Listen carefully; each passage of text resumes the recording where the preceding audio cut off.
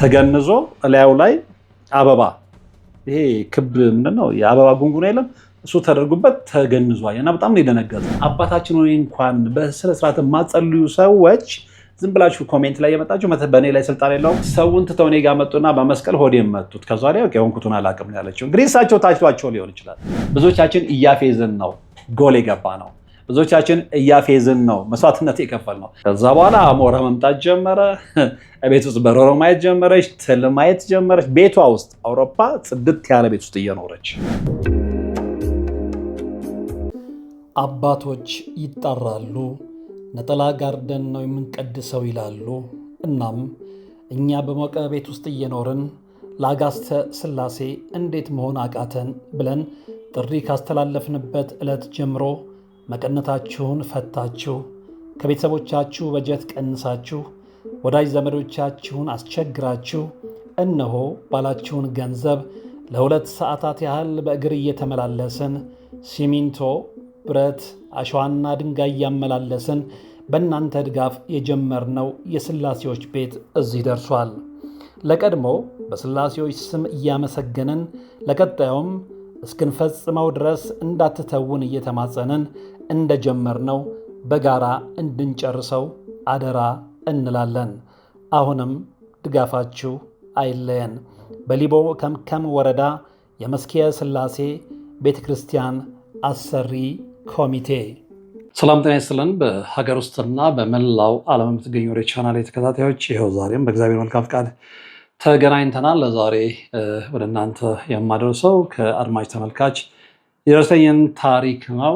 በዚህ ታሪክ ትማሩበታላችሁ ብዬ አስባለሁ። ቀጥታ ወደ ታሪኩ ነው እምወስዳችሁ። እንግዲህ ከሰዓታት በፊት ዛሬ ዕለተ ሐሙስ ነው እና ከሰዓታት በፊት ይህንን ፕሮግራም ከመስራቴ ከሰዓታት በፊት ስልክ ተደውሎ ነበር ከአንዲት አውሮፓዊት ሀገር። የሀገሪቱን ስም መጥቀስ ያን ያህል አስፈላጊ አይደለም። ምክንያቱም አንዳንድ ሰዎች እንግዲህ በተለያየ በራሳቸው አሳማኝ ምክንያት ማንነታቸውን እንዲታወቅ የማይፈልጉ ሰዎች አሉ። ስለዚህ አንዳንድ ነገሮችን ምናልባት በጣም እነሱን ኤክስፖዝ በሚያደርግ መልኩ ላልገጽ እችላለሁ። ትልቁ ነገር ከታሪኩ መማራችሁ ስለሆነ ማለት ነው። ስለዚህ ባለታሪኬ የምትኖርበትን ሀገር መናገር ያን ያህል አስፈላጊ አይደለም። ስለዚህ አውሮፓዊት ሀገር ካልኩኝ ይበቃል እና እዛ ሀገር መኖር ከጀመረች ኦልሞስት 26 ዓመት ሆኗታል። የ4 ልጆች እናት ነች። 2 ሴት 2 ወንድ ወልዳለች። እዛ ሀገሩ 26 ዓመት ነው የኖረችው። ባለትዳር ነች። ባሏ የዛ ሀገር ዜጋ ነው፣ ነጭ ነው ማለት ነው እና የዛ ሀገር ዜጋ ነው። ጥሩ ህይወት ነው የምትኖረው።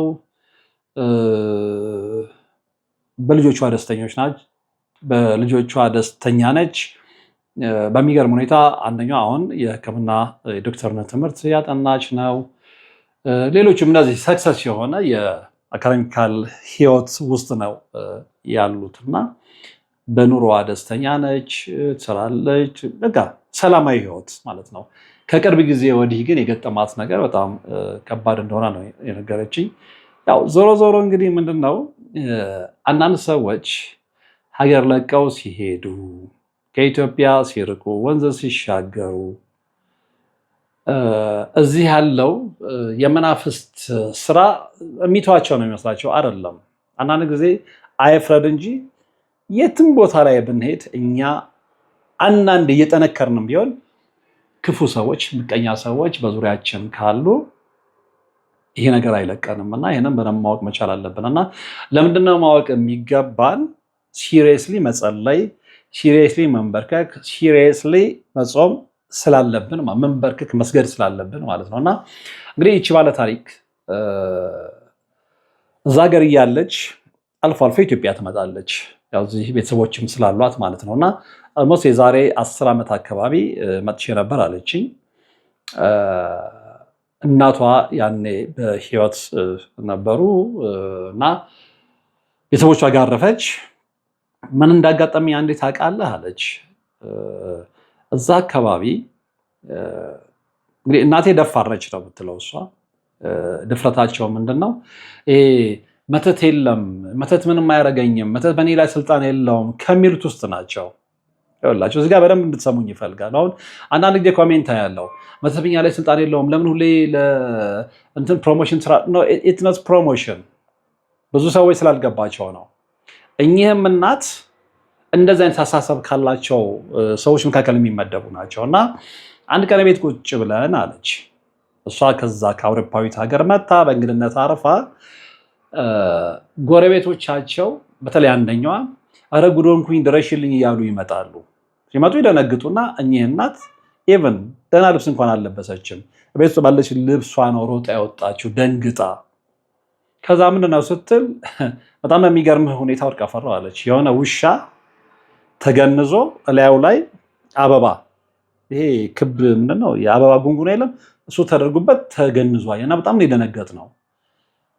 ከዛ በኋላ በጣም በሚገርም ሁኔታ ይላችሁ ሰዎች ምን ያህል ክፎች እንደሆኑ እግረ መንገድ ልነግራችሁ የፈለጉት እና የባለታሪካችንን እናት ውሻውን አንሱት ይሏቸዋል። እንግዲህ ያው ደፋር ናቸው ስለሚባሉ ነው። ለእኔ ግን ያሳማኝ አይደለም። ምክንያቱም አንድ ሰው የፈለገ ደፋር ቢሆን ከዛ እንደወጣ ሌሎቹ ያላነሱት ለምን ሌሎቹ አያነሱም ብዬ ጠይቄያት ነበረ። የሚገርም እሱ አይደለም ያለችኝ። ስለዚህ አንሱ ተባሉ። እሳቸው ምንም በቃ መተታ ምንም አያደርገኝም ሲል እች ልጅ የምታውቀው ነገር ስላለ ባለታሪካችን እንዳትነኪ አለበለዚያ ወይ ጸበል አድርገንበት ምናምን ስትላቸው አልሰማዋትም። በእኔ ላይ መተት ስልጣን የለውም በሚል ያንን ውሻ ሊያነሱ ሄደው ልክ ማንሳት ሲጀምሩ ውሻው ተነሳ ነው ያለችው። ተነሻና እላዩ ላይ ያለውን አበባ ጉንጉኑን አራግፎ ሮጦ ሄደ። ከዛ በኋላ ይሄ ነገር መተት ሊሆን ይችላል፣ በእኔ ላይ መተት የለውም ማለች። ተበታተነን ወደ ቤት ገባን። የዛ ጊዜ እኔ ሄድኩትኝ የዛሬ 10 ዓመት እንደነገርኩ አባቴ ሞቶ ለ40 ነበር ነው ያለችው። አባትየው ከሞቱ እንግዲህ 40 ነው። በዛ መሃል ነው ይሄ ነገር የተፈጸመው። የአባት ሀዘን አለ፣ የባል ሀዘን አለ። ከዛ ያንን እንትን ብላ ልጅ እየተቆጣች እናቷን ገቡ፣ ወደ ቤታቸው ገቡ። እሳቸው በእኔ ላይ መተት ስልጣን የለውም እያሉ ያው የድፍረት ንግግራቸውን ተናገሩ፣ ገቡ ቤት። የሚገርምህ ማታውኑ ውጋት ጀመራት ነው ያለችው። ውጋት ጀመራ፣ ልቤን ማለት ጀመረች፣ ልቤ ፈሰሰ ማለት ጀመረች። ከዛው ላይ የሆነ ነገር በጣም አሳዛኝ ስለሆነ በቃ መገመት ትችላላችሁና ይሄንን እምላችሁ ምንድነው ዝም ብሎ በባዶ አባታችን ሆይ እንኳን በስነ ስርዓት የማጸልዩ ሰዎች ዝም ብላችሁ ኮሜንት ላይ የመጣችሁ በእኔ ላይ ስልጣን የለውም። ኦፍኮርስ ስጠነክር ነው። የኛ የእምነት ደረጃ ግን የቱ ጋር ነው የሚለው አብሮ መታየት መቻል አለበት። እኚህ እናት እንደዛ ስለሆነ ነው በውግ እንኳን አባታችን ሆይ እንኳን ማለት እንኳን አትችልም ነው ያለች። እንደዛው ነው ዝም ብሎ በባዶ ሜዳ ላይ መተት በእኔ ላይ ስልጣን የለውም ኖ እዛ ላይ እንዳትሸወዱ። ይሄ ያለፈ በጣም በሚገርም ሁኔታ ከዛ እንትን ድጋሚ ተመልሳ እቺ ቴት ሄዳ ነበረ ሚካኤል ያኔ መላከ መንክራት እዛ አገልግሎት ነበራቸው ነው ያለች። እኔ የዛን ጊዜ ብዙም እንትን ስላልነበረኝ አላቅም። እንግዲህ የዛሬ ስንት ዓመት ነው ታውቃላችሁ? መላከ መንክራት የካ ሚካኤል በሚያጠምቁበት ወይም በሚያገለግሉበት ሰዓት ላይ እና ሄጄ ነበረ። እኔ ከዛ በፊት አይቻቸው አላቅም ማለች ያው ማለት በአካል አግኝቻቸው አላቅም። እንዲህ እንደቆምኩኝ ቀጥታ ወደ እኔ መጡ ነው ያለችኝ። ይህንን ፕሮግራም ስትሰማ ያው ስለማን እያወራው እንደሆነ ይገባታል። ቀጥታ ሰውን ትተው እኔ ጋር መጡና በመስቀል ሆዴን መቱት። ከዛ ላይ የሆንኩትን አላቅም ነው ያለችው። እንግዲህ እሳቸው ታችቷቸው ሊሆን ይችላል። በቃ እሷ ላይ ያዩት ነገር አለ ማለት ነው። ከዛ ራሴን ሳትኩኝ። የሚገርምህ ቅባ ቅዱስ ነበረ። ያንን ቅባ ቅዱስ አውጥተው ላይ ነው እንዳለ ያ ቅባ ቅዱስ ያለቀው። ከዛ ነገ እንዳትቀሪ እና ይሏታል። እንደዛ አሏት። እሷን ግን የሆነ ያክስቴ ልጅ ነው ያለችው ያካልቡና እንደውም ስነግራቸው ነገ መላከ መንክራት ምንድነው ቀጥረውናል አንዴ ሲል አፌዙብኝ ነው ያለችው። ብዙዎቻችን እያፌዝን ነው ጎል የገባ ነው። ብዙዎቻችን እያፌዝን ነው መስዋዕትነት የከፈል ነው። ብዙዎቻችን እያፌዝን ነው ጎጆአችንን ያፈረስ ነው። ብዙዎቻችን እያፌዝ ነው ልጆቻችንን ያጣ ነው። ኢቭን ራሳችንን ጭምር። ያ ሆነ ሳታገኛቸው በነጋታው ነው የተበላ ሳትሄድ እንግዲህ አጋንንትም አይፈልግም እንድትድን እንድትፈታ አይፈልግም። ተመልሳ ወደምትኖርበት ሀገር ሄደች ኑሮ ጀመረች። እየቀጠለች ስትሄድ አሁን እንግዲህ ወደ ዋናው ታሪክ ልመጣላችሁ ነው። የቆዳይ ቀለም እየተቀየረ መጣ ነው ያለችው። እስከሚያስታውቅ ድረስ ነው ያልኳት። አዎ እስከሚያስታውቅ ድረስ በቃ በደንብ ሁለት የቆዳ ቀለም ባለቤት እስኪደነግጥ ድረስ የሀገር ዜጋ ነው ብያችኋለሁ። ልጆቿ እስኪደነግጡ ድረስ ይህ ምንድን ነው ይሄ ነገር? ከዛ በኋላ ምን መምጣት ጀመረ? እንግዲህ አውሮፓ ያላችሁ ውጪ ያላችሁ ሰዎች ታውቃላችሁ፣ ፖስታ ሳጥን እንደ ኢትዮጵያ አይደለም። ያው በየበራችሁ ላይ ነው የሚኖረው። የሚገርም የመጀመሪያ ምልክት ያየሁት ምንድን ነው ያለችኝ፣ ፖስታ ሳጥኔ ላይ ሻሽ ታስሮ አገኘሁ ነው ያለችው። ይሄ ነገር ምንድን ነው? ከዛ በኋላ አሞራ መምጣት ጀመረ። ቤት ውስጥ በረሮ ማየት ጀመረች፣ ትል ማየት ጀመረች። ቤቷ ውስጥ አውሮፓ ጽድት ያለ ቤት ውስጥ እየኖረች ይሄ ነገር ምንድን ነው? አሞራ መምጣት ጀመረ። የተለያዩ ነገሮችን ማየት ጀመረች። አንድ ቀን ቤት ውስጥ እንደዚህ ቁጭ ብለን ባለቤቴ ቁጭ ብሎ ቴሌቪዥን እያየ ነው ያለችኝ። ቀን ላይ ሳሙና ተወረወረ ነው ያለችው። ሳሙና ተወረወረ በላስቲክ ነው ምናምን ነገር ፈነዳ። ግቢ ውስጥ ወጥቶ ሲመለከት ያ ነው። ነይ ጉድሽን ተመልከች ይላታል። ያው እና ነገር እሷ ስትናገር ስለሚሰማም የሆነ ውሃው አለው። ከዛ ውሃ ፈሰስኩኝ፣ በቃ ያንን አነሳው አለች። በዚህ መሃል የዚህን ምክንያት ታውቂዋለሽ ወይ? ከዛ ህይወቷ እየተዘበራረቀ ፀጉሯን ተላጭ የሚል መንፈስ መምጣት ጀመረ። እና የሚገርም ስንቴ ነው ፀጉሬን ተላጭቼዋለሁ። የሆነ ሰዓት ላይ ልላጭል ነው ባለቤቴን ያቆመኝ ነው። በቃ አትላጩ፣ ከዚህ በኋላ መላጣ መሆን አያስፈልግሽም፣ ከምትላጩ አሳጥሪው ብሎኝ የሆነ ሰዓት ላይ እያስጠላኝ ነው የተከረከምኩት። ከዛ በቃ ራሷን መጥላት፣ በጣም አክቲቭ የነበሩ ልጆቿ መፍዘዝ ይጀምራሉ። ምንድን ነው ምክንያቱ? መቼ እንደጀመረች ታውቂያለሽ ወይ ስላት የነገረችኝ ታሪክ ነው በጣም ኢምፕረስ ያደረገኝ። እዛው አካባቢ የምትኖር ሴኔጋላዊት አለች። እንግዲህ አውሮፓ ሀገር ነው ብያችኋለሁ። ያቺ ሴኔጋላዊት ለሁለት የዚች ጓደኛ ሌላ አለች። ያቺ ሴኔጋላዊት እችንም ታውቃታለች፣ ባለታሪካችንን የባለታሪካችንንም ጓደኛ ታውቃታለችና ለባለታሪካችን ጓደኛ ምን ትላታለች? እሷንም ልጆቿንም 4 ልጆቿንም እጨርሳለሁ። እንዴ ምን አድርጋይ ስትላት፣ እኛ እዚህ ስንት ዓመት ሙሉ ኖረን እንዴት አንዲት ኢትዮጵያዊ ያንን የሚያክል ቤት ይኖራታል? እና ቤቱ የራስሽ ነው ስላት፣ አዎ የራሳችን ቤት ነው፣ በጣም ትልቅ ቤት ነው፣ 500 ምናምን ካሬ ነው ያለችኝ። እና በጣም የሚያምር በዛ ላይ ደግሞ ዋና ከተማ ውስጥ ትልቅ አውሮፓዊት ሀገር ነች በነገራችን ላይ። እና ኢቭን ነጮቹ እንኳን እኔ ከዛ በቃ ልክ ስወጣ በር ክፈቼ ምናምን ስወጣ ይደነግጣሉ አለች። እንዴት አንዲት ኢትዮጵያዊት አንዲት ጥቁር አፍሪካዊት እንዴት እንደዚህ አይነት ቤት ይኖራታል? እና የዚህ የሴኔጋላዊት ቅናት የጀመረው ከዛ ነው። ይታያችሁ፣ መተት ከቅናት ይጀምራል ብለን የለ፣ ጥላቻን ያስከትላል ብለን የለ። እዚች ባለታሪካችን የሀገራችን ልጅ ላይ ሀፕን ያደረገው ያ ነው። ከዛ እንደ ምንድነው ያደረገችው ያቺ ሴኔጋላዊት ድስት ይዛ ትወጣና በጣም በሚገርም ሁኔታ ድሮ ስንቀራረብ አለች እንደዚህ ተንኮል መስራቷን ሳላቅ ፎቶን እነሳ ነበራች አብረን በተለያየ አጋጣሚ ምናምንና ያንን አብረን የተነሳነውን ፎቶ የራሷን ቆርጣ ታወጣና የዚች የባለታሪካችንን ፎቶ ብቻ ይዛ ትሄድና ምን ታደርጋለች? ብረት ድስት ውስጥ ነው ያለችኝ።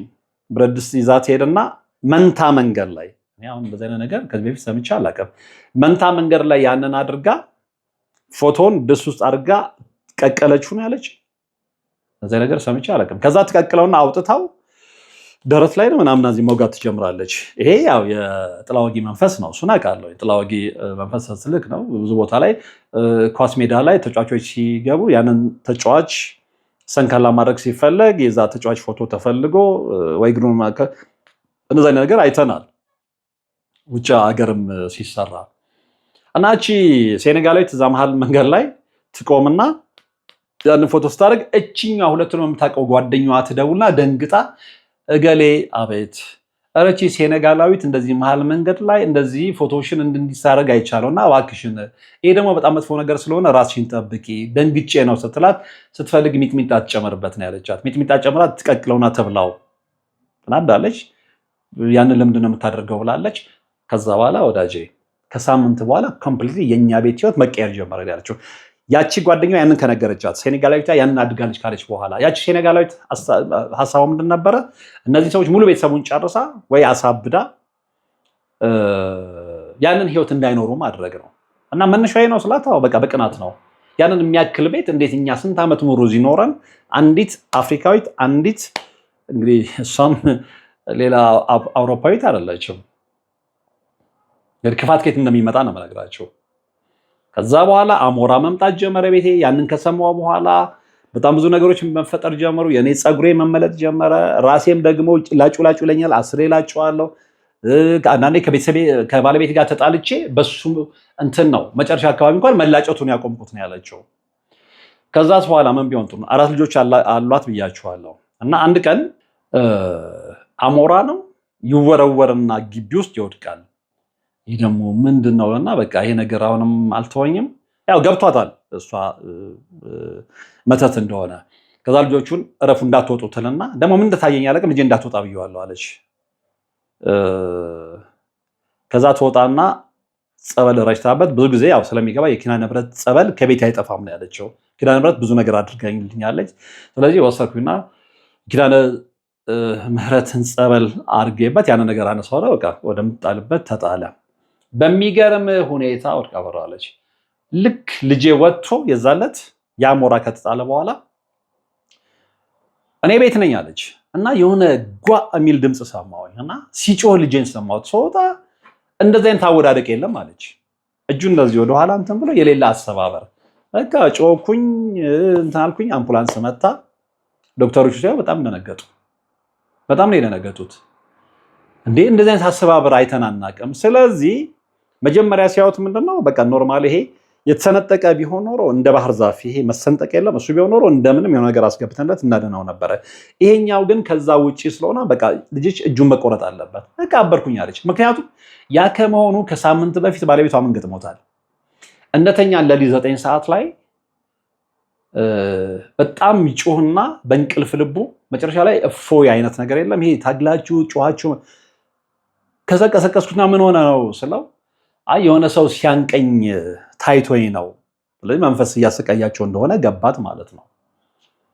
ይሄ በሆነ እንግዲህ ከሳምንት በኋላ ነው ልጇ ላይ ይሄ ነገር ሀፕን ያደረገው ማለት ነው። ሐኪም ቤት ይዛው ሄደች። ራጅ ተነሳ። ዶክተሮቹ በጣም እናዝናለን አሏት። ተስፋ አልቆረጥኩም ነው ያለችኝ። በጣም የገረመኝን ምስክርነት እዚህ ጋር ልንገራችሁ። ተስፋ አልቆረጥኩም እያለቀስኩኝም በቃ ልጅ ወደ ኦፕራሲዮን ከመግባቱ በፊት ትራሱ ስር ነው ያለችኝ። ድርሳነ ሚካኤል ማነው ድርሳነ ገብርኤልን ደረስኩኝና የቅዱስ ገብርኤልን ምስል ትራሱ ስር አደረኩት ነው ያለችው። ገባ ኦፕራሲዮን ሊያደርጉት እንትን ሲሉት ያ ነገር ተንጠልጥሏል ያሉት ነገር ኖርማሊ ስንጥቅ አግኝተው እንዴ በጣም ነው የደነገጡት። እንዴ ይሄ ነገር እኮ መጀመሪያ ይቆረጥ ብለን ነበረ። አሁን ግን የምንመለከተው የሚያሳየን ነገር ደግሞ ድጋሚ ሲመለከቱት ምንድነው ስንጥቅ ነው እንደ ባህር ዛፍ ነው ያለችኝ እና በጣም ተገረሙ። ከዛ ጠርቶኝ እምነትሽ ምንድን ነው? ኦርቶዶክስ ተዋህዶ እምነት ተከታይ። የት ሀገር? ኢትዮጵያዊት። ኦኬ ልክ እንደዛ ስላቸው ላሊበላና አክሱም አሉኝ ነው ያለችው። እኛ ታሪካችንን ለመደበቅ እንሞክራለን እንጂ ቢያንስ ውጪዎች ስለ ላሊበላ ስለ አክሱም የራሳቸው ግንዛቤ ያላቸውና በጣም ደነቃቸው።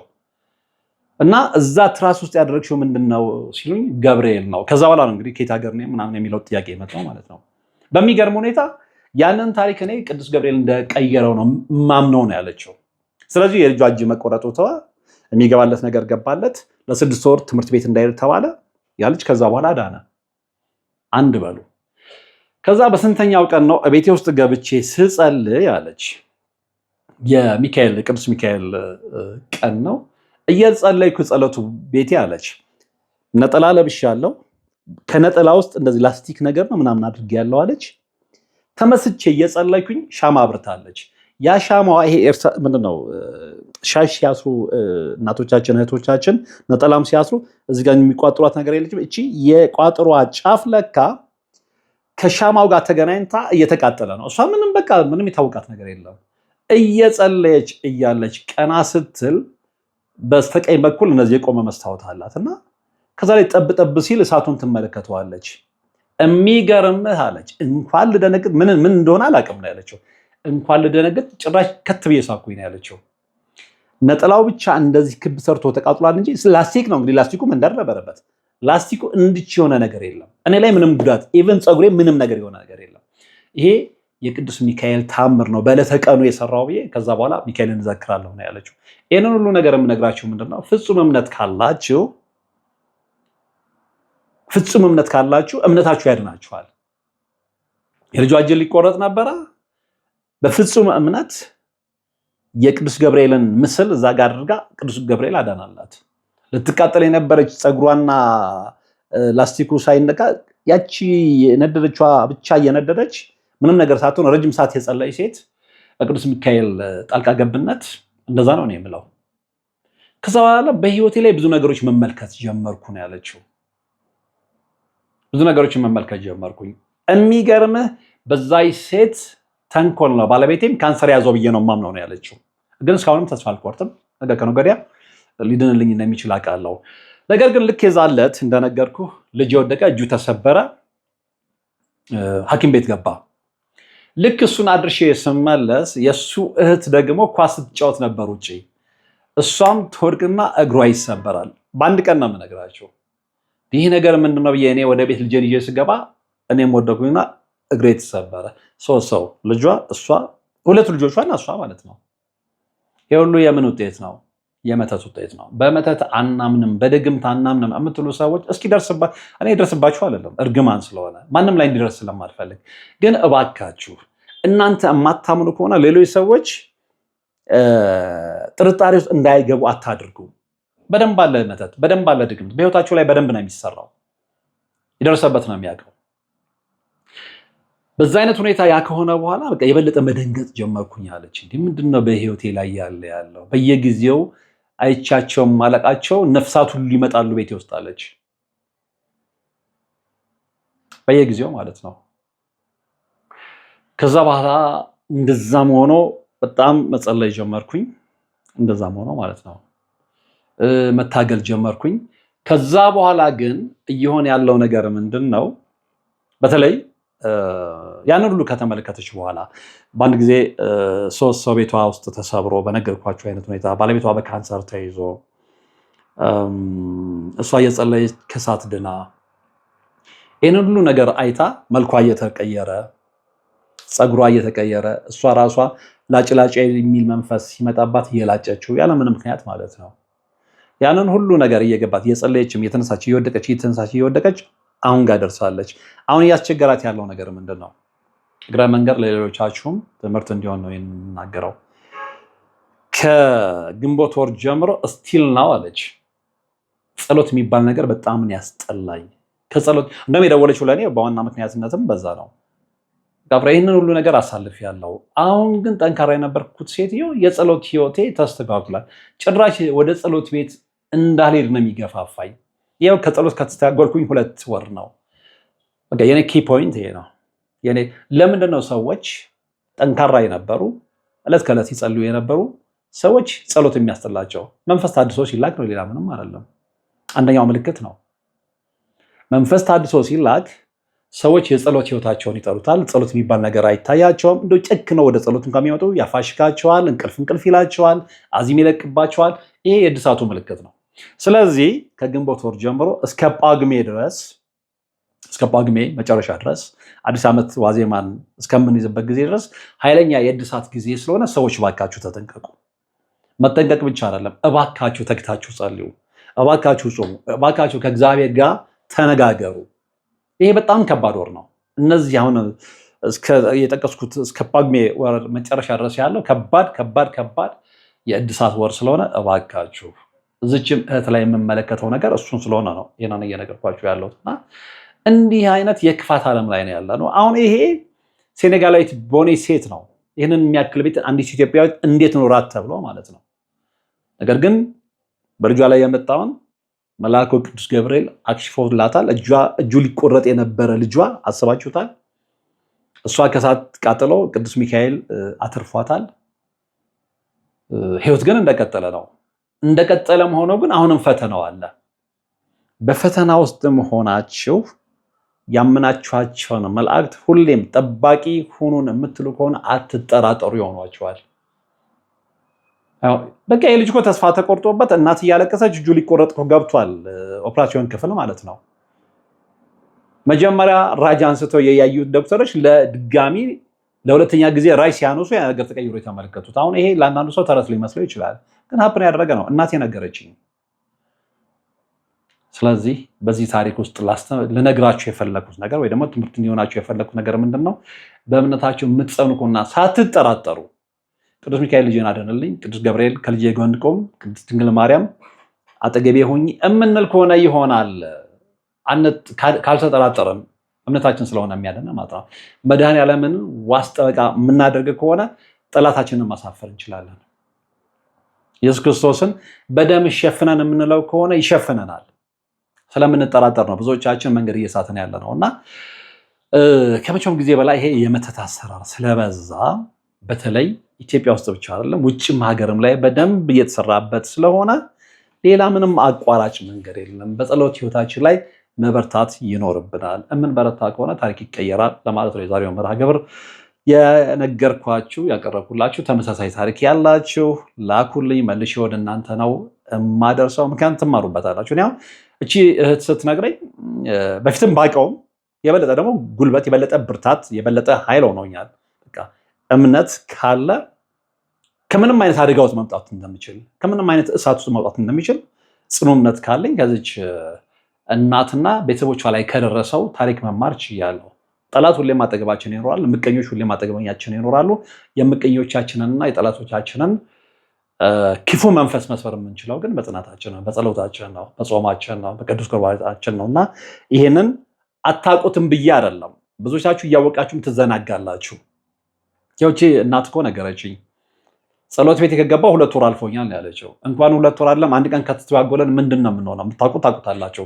ከጸሎት ህይወት አንድ ቀን የተስተዋጎለ ሰው ምን ሊደርስበት እንደሚችል ታውቃላችሁ። እና እባካችሁ የሰዎችን ታሪክ ስሙ። በሰዎች ታሪክ ልትማሩ ትችላላችሁ።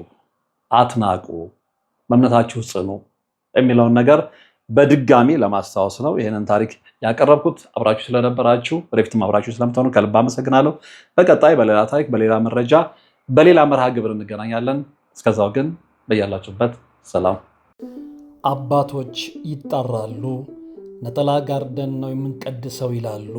እናም እኛ በሞቀ ቤት ውስጥ እየኖርን ለአጋስተ ሥላሴ እንዴት መሆን አቃተን ብለን ጥሪ ካስተላለፍንበት ዕለት ጀምሮ መቀነታችሁን ፈታችሁ፣ ከቤተሰቦቻችሁ በጀት ቀንሳችሁ፣ ወዳጅ ዘመዶቻችሁን አስቸግራችሁ እነሆ ባላችሁን ገንዘብ ለ2 ሰዓታት ያህል በእግር እየተመላለስን ሲሚንቶ፣ ብረት፣ አሸዋና ድንጋይ እያመላለስን በእናንተ ድጋፍ የጀመርነው የሥላሴዎች ቤት እዚህ ደርሷል። ለቀድሞ በሥላሴዎች ስም እያመሰገንን ለቀጣዩም እስክንፈጽመው ድረስ እንዳትተውን እየተማጸንን እንደጀመርነው በጋራ እንድንጨርሰው አደራ እንላለን። አሁንም ድጋፋችሁ አይለየን። በሊቦ ከምከም ወረዳ የመስኪየ ሥላሴ ቤተ ክርስቲያን አሰሪ ኮሚቴ